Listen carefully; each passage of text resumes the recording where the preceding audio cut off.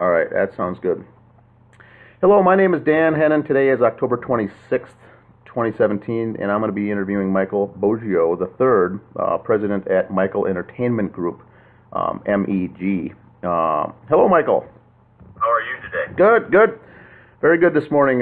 Glad to be able to get on the line and speak with you. You've got some important, I think, pieces of the puzzle that relate to this entire David Crowley case that has gotten very strange over the last couple of years. Not only the alleged murder-suicide, but the aftermath and everything else here that went along with it. But more importantly, Eric Nelson has made a documentary called A Gray State, and I would like to get your honest thoughts on the movie, on the documentary, and first and foremost, have you seen it? I have not seen it yet. Okay, okay. And just for the listeners out there, the movie's is not out in theaters. It's not public yet. It has made its rounds through a series of film festivals and whatnot, and private screenings. But so you have not seen it, and now are you in the film? We are. Yeah, my partner and myself are. Okay. We did an interview with Eric Nelson out in California at least a year and a half ago. So it's been quite a while. Oh, I see. So 2015, roughly. Yeah, I think it was July of 2015. Okay. Yeah, they came out. They interviewed us, myself, in Minneapolis here, and that was June of 2016. So. I was going to say it's 2016 we did. Oh, okay. July of 2016. Yeah. Okay, good. So they made their rounds and they did that. How was that? How was that process, and what type of questions did they come up with? They just asked us questions about our affiliation with the project and how we got involved with David and where it led to, and how long we knew David, how many meetings did we have with David, and pretty much what transpired during our relationship with David is what was discussed in the interview. Okay, good. And also for the listeners out there, Michael Entertainment Group, or MEG, was founded in 2013. So along with Michael O'Donnell was the other. David Crowley referred to you as the Mikes, and so that was. So you're roughly a fairly new company at the time, because you were in talks with David in the time frame of, I believe it was May through September of 2014. So this is a 1-year-old company at the time. Is that correct? Well, between Mike and myself, we've been in the industry for a long time, and we decided to partner up together and start our own company. So that's how that transpired. So it's not like, we are a new startup company at the time, but we were both in the industry for many, many, many years. Oh, very good, very good. And then how did and so that interview was good. You felt that was good. You haven't seen obviously the final product, but not yet. No. Okay. How did David Crowley and the Gray State Project come into communication? How did you guys connect? Did you reach out to him, or did he reach out to you fellas? We have a mutual friend, and the mutual friend connected us together. So we set up a meeting with David in California. I talked to David numerous times on the telephone prior to our first meeting. So that's how we got together. Oh, perfect. And then it got to a point where David flew out there along with Camel and met with you guys in May of 2014. And Mike O'Donnell wrote in I think it was the Dystopia article from Alec Wilkinson that he said, quote, "It was a roadmap for the next American Revolution." And then your quote was, "This was our most promising project." Can you elaborate a little more on those two quotes? Well, I can't speak for Mike O'Donnell, but I can speak for myself. It was a very promising project. David wrote the first go-around of the screenplay. We went through it thoroughly, made numerous changes, advised David to make numerous changes. And so it was a very promising project. At first we were taking it to the big screen, and then as we thought about it, we figured, how can we pack in all this information in a 2-hour or 2.5-hour film? Let's take it to television. Let's take a network and have a series made out of it, which would have been, a lot better for the concept of idea, you know. So, and it was very promising. We were talking about hiring some pretty substantial A-list actors to fulfill some of the roles in the project. So, you know, I mean, with the whole concept of David's idea and the idea of the show, and I mean, we just figured it was going to be a great film, or even a series on TV. Yeah, that's what he was mentioning. It could have been a web series or a television. We weren't going to take it to web series. I mean, web series that's kind of a different market. Okay. You know, it's I mean, it depends on what you're considering web series, right? I mean, Netflix or something like that. Then yeah, we could take it to that. But web series normally is an 8 to 10 minute television show. You know, that's it. Yeah, there was another thing to clarify for some of those following the cases. In looking at the interview with that Mitch Heil came out with recently, and after he dropped off the project at the time, and he was more, and I think some of the other Gray State members were looking to get this movie done and focusing on a one-effort movie to focus on, whereas David Crowley was looking at this project more as a franchise, more of different outgrowths from it, and have it, long-term deal with the documentary, the movie, the series, potentially. I mean, everything. I mean, it was the whole thing, and I think that's what kind of turned off Mitch Heil at that point, because he was like, let's just do this one thing and let's get it done. And David wanted to have this thing with many legs and kind of a lot of going in a lot of directions, and I think people were kind of potentially, and I'm not putting words in the mouth, but put off by that, because it almost was like David couldn't focus on what he wanted to get done first. Did you get that gist, I guess? I never got that impression from David at all. He's always, every time we've talked, every time we set up meetings, he was always very focused and geared towards, getting the production of this film going, or the television show going. Our ideas, Michael and myself, our ideas were, how do you pack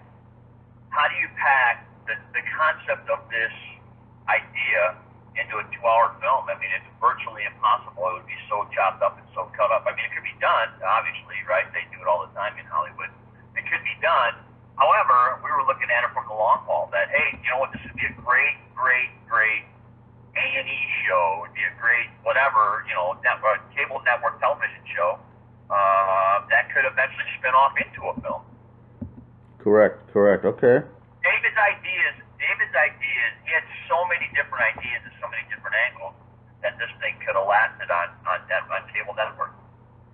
Very good. So he was very professional, very business professional, and very mature for his age. I mean, for a young guy coming out doing all of this, did you find him to be very mature, or a loose cannon that didn't have his head in the right spot, and like that? We never saw David as a loose cannon. David was always very mature, very professional, very kind and courteous, and outgoing and excited. That's the key word for me.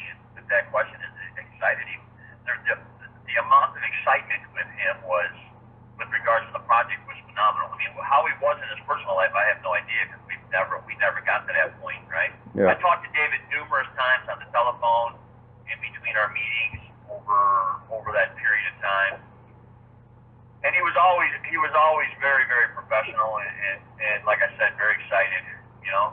When we sat down the first time after Mike and myself ran through the screenplay thoroughly, and gave him suggestions. Hey, for example, like the first go around of the screenplay was very centralized, and he had it centrally located, basically, if you will, in his territory, okay, in the Midwest.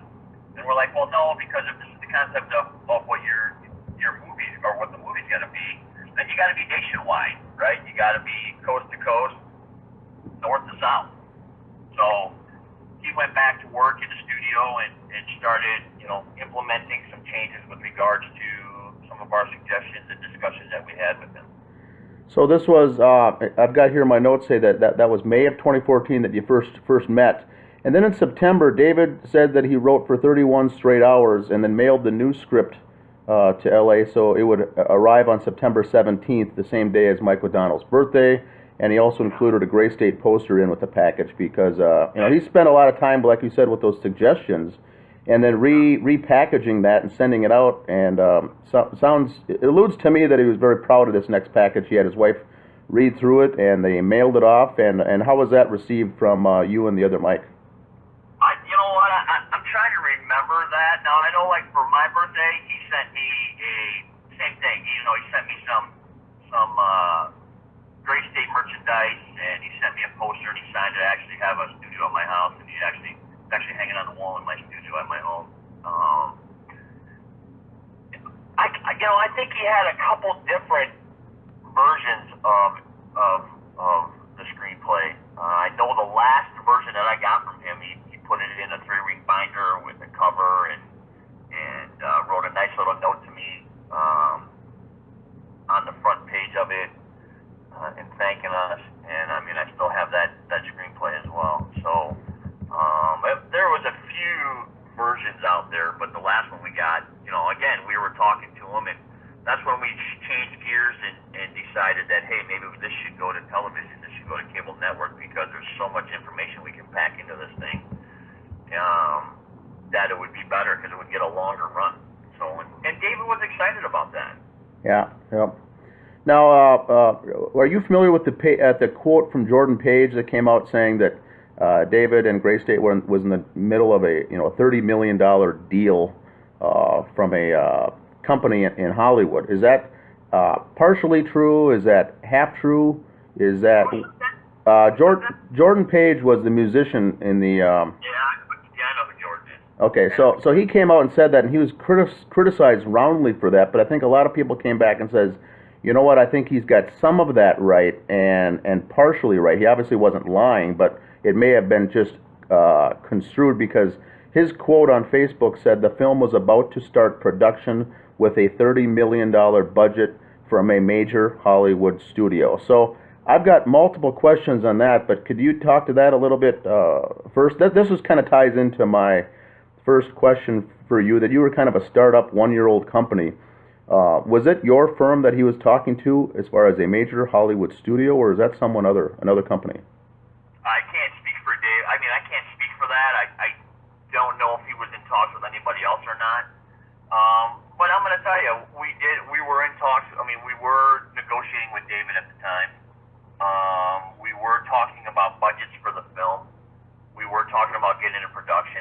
Like I said, we had a list of A-list actors that I'm not going to even mention in this interview. Correct. We had a list of A-list actors that were potential for the movie, and we talked about a $25 to $30 million budget. We could easily see the budget of this film being a $25 to $30 million budget.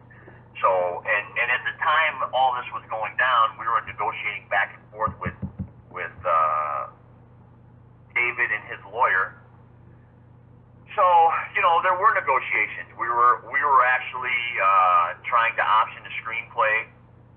And when we optioned the screenplay for a certain amount of time. I think we were going for 24 months, if I remember right. And within that 24 months, we had to get into production with the film. Yep. Otherwise, the option goes back to David. So that's what our negotiations were with David at the time. Yeah, that was good. I think another quote that I saw on the internet, that someone did say that the project was, quote, greenlit, and they were working out the smaller details. That's what we were doing. We were working out the smaller details. Okay, so, and I got chastised pretty heavily on social media for saying that there was a deal, not a signed contract with signatures deal, but I'm an accountant by trade, and I've been in business my whole life, and so I think what it's safe to say is you probably had an agreement in principle and an oral agreement on a potential deal, but there was no contract that was signed, and I drew a lot of flack from that, because, and I agree that there was no contract signed, but you guys were going down that path with an agreement of some sort, right?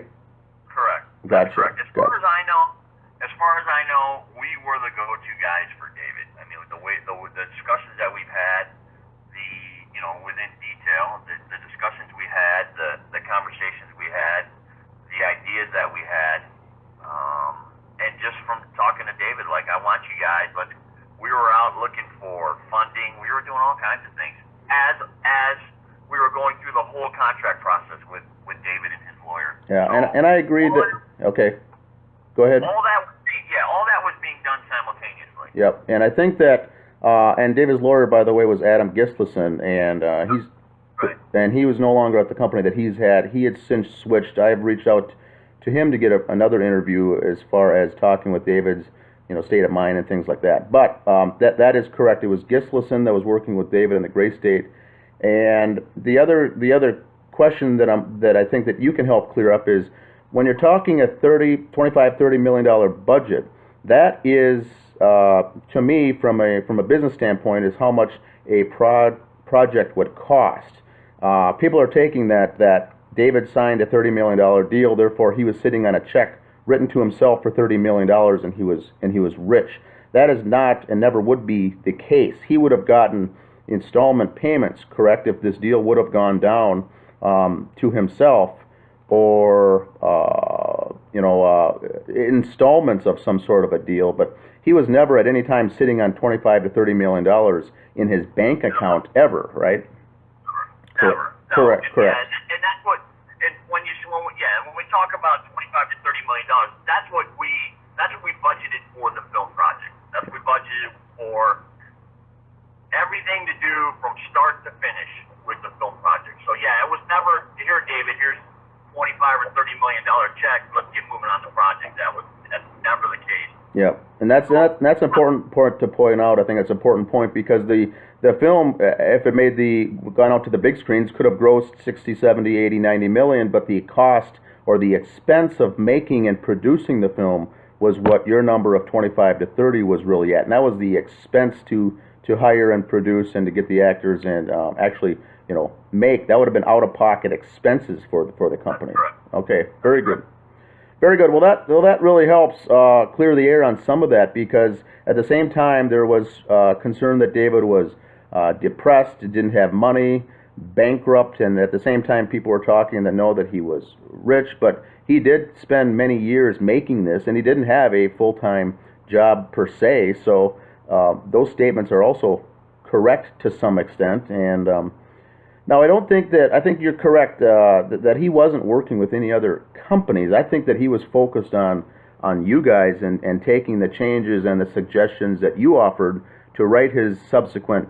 It sounds like there was potentially up to 6 different versions of the script. So I think it's safe to say he wasn't working with anyone else, but that's just my opinion. I agree with that. I agree with that. With the conversations we had, and he never let on to work with anybody else. It doesn't mean he wasn't talking to anybody else. Just from my opinion and my thoughts here, that it's just like we were the go-to guys. Yeah, and then on September 26th, David receives a response from Michael Entertainment Group saying that his script would be better suited for a TV series, and this was after it looks like Mike O'Donnell ran the cost of the project, and that's where he came up and said basically it's better suited for a TV series. And that's the last we really hear from communication from you three folks, and people think, or there's conjecture that this got David down, this got David depressed, and ultimately in the time frame where he started isolating himself and his family. How do you think that his response was to that TV series? Well, we actually met face to face in Hollywood, sat down. I don't remember the name of the establishment we were at, but it was right on Sunset Boulevard. Sometime in that time frame with David was out in California, flew out for the night just to come sit down with us and discuss the updates on the screenplay and discuss concept and everything else. So, and that's when we sat down and he actually made a new trailer. We're sitting in there watching the trailer, and then we discussed, hey, let's think about taking this to television. And we gave the reason why. It's you get picked up by a network. And it was just off the heels of Sons of Anarchy leaving the network. Oh, that's right. Yes. And so we figured this could be a good spin-off for the network that Sons of Anarchy was on. and it would pick up the demographics of Sons of Anarchy. So, we talked to him about numbers and statistics and discuss, if we take this to series, then not only do you have a series, it can play out longer, then at the end of the series, you can go to big screen. And he was excited about it. He was open-minded about it and thought it was a great idea. So to sit there and say that, with the message from O'Donnell that we're going to take this to network, the pressure didn't play in one bit to that, as far as I know, because he was, like I said, when we discussed it, he was excited about it. He thought it was a great idea. And if we could follow through with that, then let's, and discuss it, and it's the right move, then we could go that route. So I don't know where the whole depression comes into play when it comes to regards to taking Gray State Network. Yeah, I think that was, and that line, that narrative, I think, was injected into the story to help sell the official narrative that he was down and depressed, but he was actually excited for this entire project because at the same time he was working on his documentary called Gray State: The Rise, and he was going to release that on YouTube actually for free around Christmas time or the end of the year there in 2014, which was basically he was putting the final finishing touches on that. Now, were you involved at all with the Gray State: The Rise, or did he mention and talk to you guys about that piece, or is that just an individual project that he was working on the side? Yeah, we weren't involved with that at all. I mean, we knew he was doing it, he was talking about doing it, but we had no involvement with that whatsoever. And so releasing a documentary like that, 2.5-hour documentary called The Rise, he was going to give it away essentially for free on YouTube just to get the message out, inform people, educate the public, and that kind of flies in the face of folks saying that David was doing all this for the money. He was out for the money, he was out to get rich, he was trying to make a boatload of money on all these projects, and that was not David's personality. Can you talk to that a little bit? He knew he was going to make some money on this, but he was not out there. He was more to get the message out and his script. Is that correct, or was he a gold digger per se in Hollywood, trying to hoping you guys would bite on this story so he could become a millionaire? Well, I can't speak for what his thought process is, but I can tell you from my run-ins with David, money is always a factor. I don't care what you do in business, money's a factor, right? David's an artist. David was an artist through and through, period, okay? Yet he had an artist mindset, and he had a belief in what he was doing, okay? And he did it for the love of what he was doing. However, in the back of your mind, you're always thinking about money. And we discussed money with David. I don't remember the parameters of what we discussed, but we discussed money with David. And David's from my recollection, David's first love was the art that he was performing. Okay? But there was always money as a factor. I mean, everybody's in business to make money. I'm not in business to give stuff away for free and, at the end of the day be, who I am. I mean, it's a matter of there's always a money factor. Now, with our deal with David, I'm not going to discuss figures or anything like that, but our deal with David, we put out an offer to David to option the contract, which would have gave him some money up front, and then we would have went and ran with the film project or the television project. David would have been a producer on the film, so he would have been getting paid to be a producer on the film, and then he would have reaped some of the benefits of whatever the film grossed.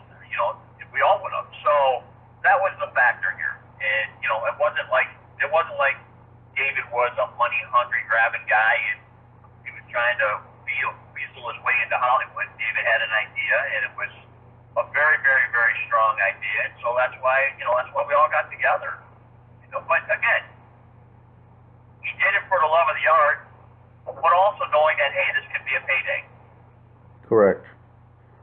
Oh, very good. That's all good information. Trying to get the listeners to this, kind of get their head around David's personality and his mentality, because of a lot of that, in your talk right there, your description ties in with everyone that I've talked to.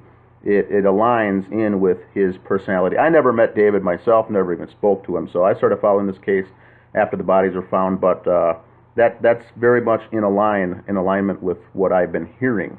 Yeah. The other concept that I'd like to square away with you guys from Michael Entertainment Group is there was conjecture that David either the talks broke down and you guys cut him off, or David left, or David quote walked away, and the agreements just didn't work out. So it ultimately got down to there's two types of people out there following this case. They fall into two camps. One believed that Michael Entertainment Group essentially fired David or broke off the talks and says, screw you, get lost. Or David said, I know I got the offer, I'm all set to make big bucks. You know what, it's not for me because I want to run I do not want to be just a producer. I want to be the director on the film, and I don't want anything changed. I don't want anything altered with this script. Therefore, see you later. I'm going to move and part ways. Those are the two camps that we're dealing with, and if you could talk to that a little bit as far as what you think was more of the truth. Neither one of them. Neither one of those even came into play when we were in discussions with David. And David knew he wasn't going to be the director. We discussed that early on with David because he wasn't a known director. So if we were going to go into this film with a $25 to $30 million budget, David couldn't be the director. We would have needed a top name director in the industry, which has clout. Okay, so and David knew that from day one, and David was fine with that. David was going to be actually an AD. We were going to make David the assistant to the director, and that's what we discussed with David. So we didn't fire David, or we didn't get rid of David, or however that went, and he didn't walk away from us. I mean, there was never any of that, and I don't even know where those two ideas came from. Yeah, I think there was at least to my knowledge. Yeah. I mean, again, we never told David to get lost.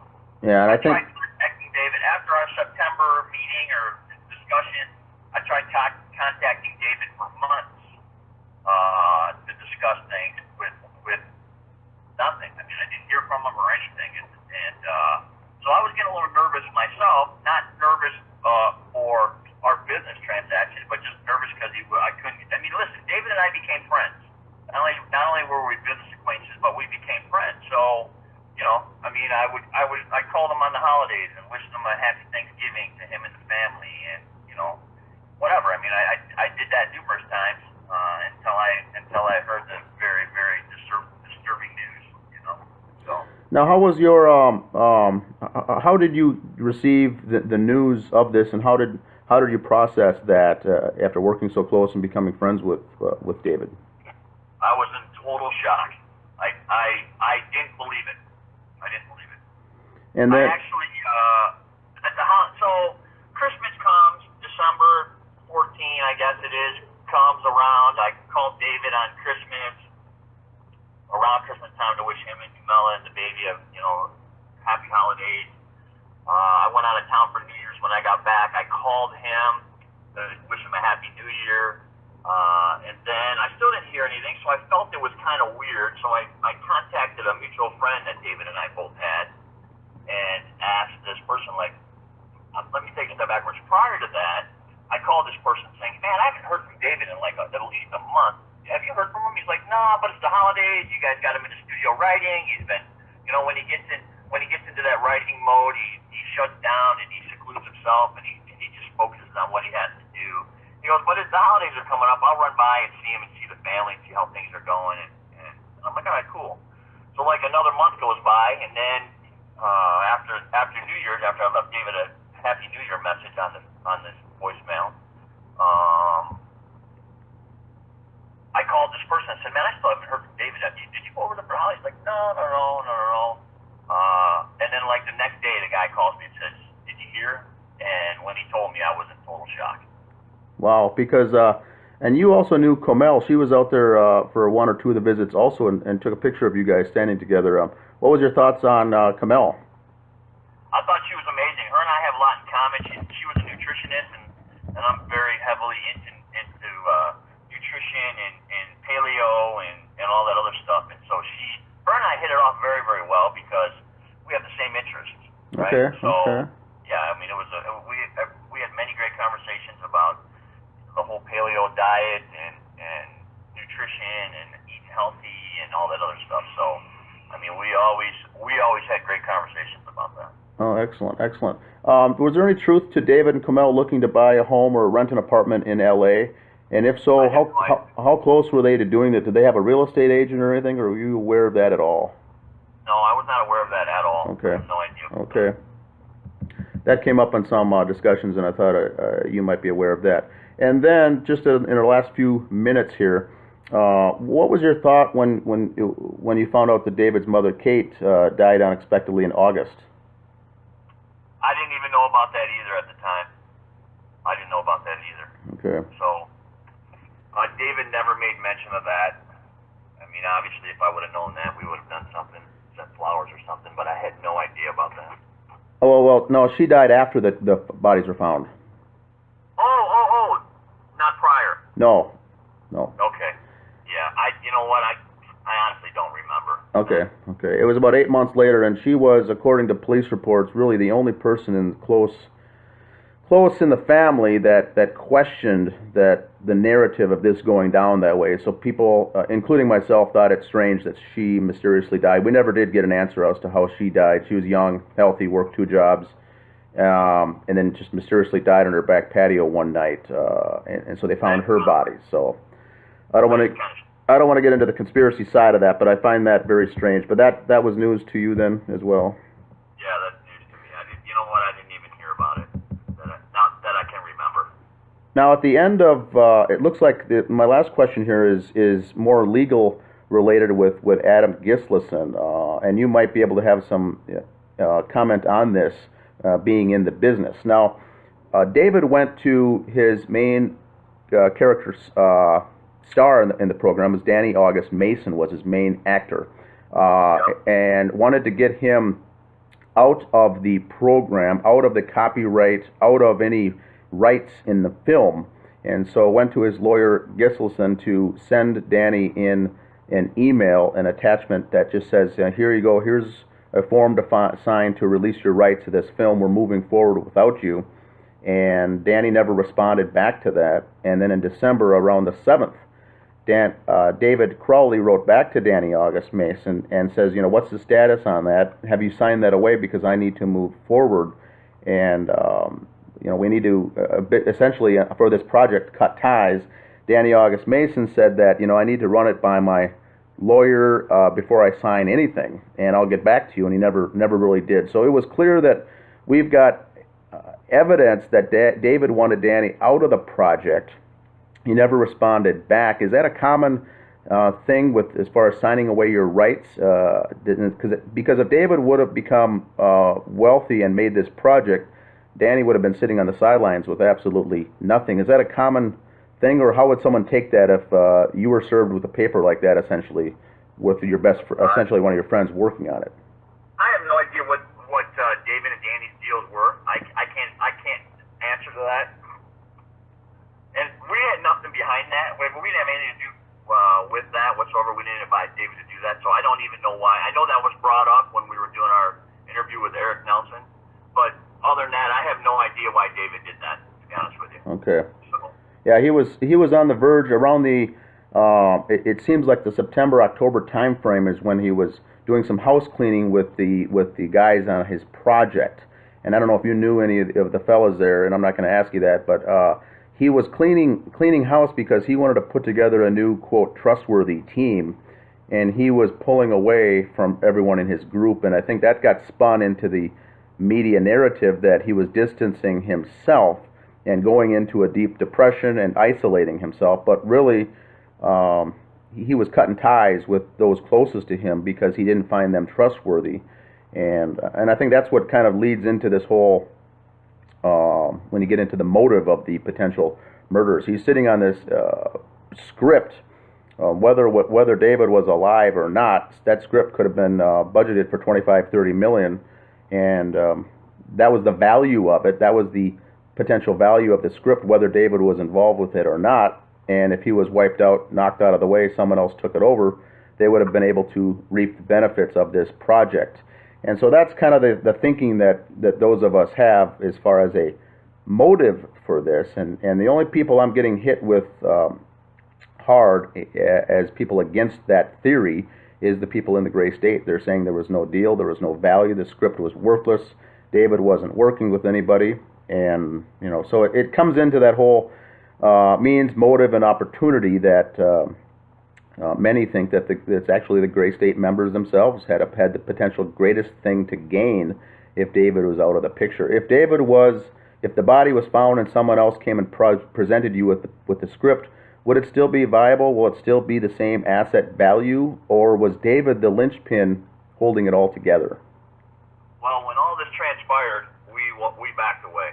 We backed away because of all the conspiracy theories and everything else. We just, for a long time, for at least over a year, we didn't even discuss it. We just figured it was too toxic to even be involved with.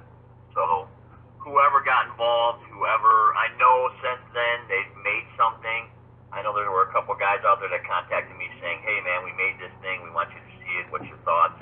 And we never even got involved. Then we had a conversation at least a year, if not a little longer than a year after David's death, with David's dad, and I think it was Danny Mason. I think it was. I can't remember for sure, but we had a conversation with them about picking this thing back up and running with it, because as far as I remember, David's dad got the rights to the film, or got the rights to David's estate, so yeah. He wanted to do something with it. So we started talking with David's dad, and then nothing ever transpired out of it. Yeah, and it seems like I would bet that the other person would have been Danny August Mason, because 4 months after the bodies were found, Danny was already in process of getting the Gray State name trademark with an attorney to get the the name and a phrase Gray State trademarked already. So he was moving forward with the project. So it must have been him, was what would be my guess. Yeah, it must have been. Okay. All right, well, I've got to let you go here, Mike. I thank you for your time, but do you have any other closing thoughts to wrap this up, to help clear the air, if there's anything out there that you can think of? Not that I can think of. I mean, again, I'll reiterate myself, but we always had a pleasant experience with David. We never saw any downside to David whatsoever. Very, very motivated young man. It was actually a pleasure working with David. He took all of our ideas and all of our thoughts and took them to heart, and never balked about it whatsoever to us. So, if he did something on his own time or, around someone else, we were never privy to it whatsoever. So. Excellent. All right. Thanks. That makes sense. All right, Mike, thanks for your time. I think it's very helpful information. I'll get this out so people can make their own conclusions from it, but at least have some basis from someone in the know, someone worked closely with him in his last final months, and I think it's very, very helpful. So I can't say enough. I appreciate your time. Thank you so much. All right. Thanks, Mike. Have a good day.